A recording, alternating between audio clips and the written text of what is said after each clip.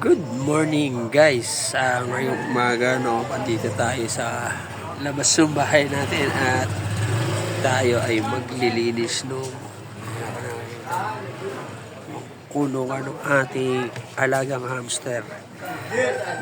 Galing to doon sa pamangkin ko sa Laguna nang hingi tayo ng isang pares. Eto sila. Ayan, yung dark brown yung lalaki. Yung light na parang chocolate, yun yung nanay. Tapos ayun, meron silang mga anak. 6 na piraso to bali yung anak niya. So may mga lumalabas may mga ng kulay nila. Ayan, 6 na piraso yan guys. So masyado na madumi yung kanilang lagayan. So atin muna silang ililigpit, lilinisan muna natin ang kulungan at papalitan natin ang pinaka beddings nila. So ang ginawa natin kasi yung dati ang gamit natin dito ay wala tayong kusot. So ang naandito lang ay yung parang sa daga mismo gamit natin yung papel. So ngayon kumuha tayo dun sa manukan nito. Meron tayong dala na dahon ng saging yan at tuyo. Ginupit-gupit ko para yun ang gagawin natin pinaka-beddings ng ating bahay ng hamster para mas nature na nature yung nila, yung tawag rito pinaka higaan. So sayang kasi yung lipat lang natin dito pinaganuhan sa bakanting lata kasi rin to pataba rin itong nila na to, yung mga dumi nila, yung mga pupo. So sama natin pag lalagyan natin yan ng lalagyan natin ng ito nilagay natin dito. Pag lalagyan natin ng lupa yan para pagka magawa na magamit nating pataba. So gagawin natin yung pataba bandang uli. So gagawin na natin ay so sabagay wala naman ito masyadong dumi. So lalagay lang natin itong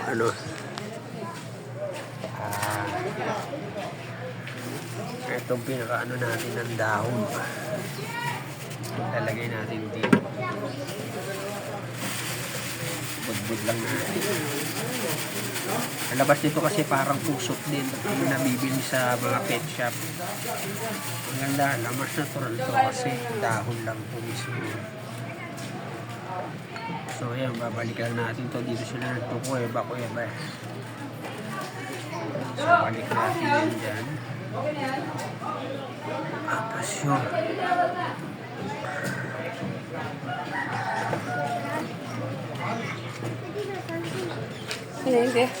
Hamster. So ayan guys, balik na natin. So lalagay na natin yung ating mga daga. Una natin yun, ayun na sila.